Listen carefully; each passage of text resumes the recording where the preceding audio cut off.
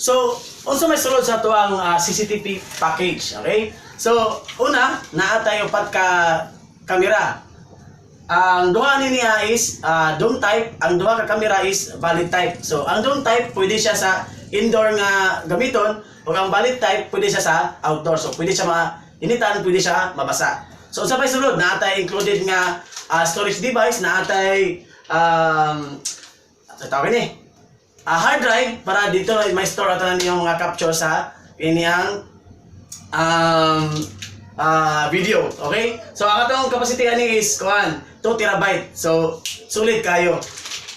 Naabot tay coaxial cable para pa-connect sa DVR paingon pod sa imong camera, okay? So next is natay 4 channel nga camera ng DVR, okay?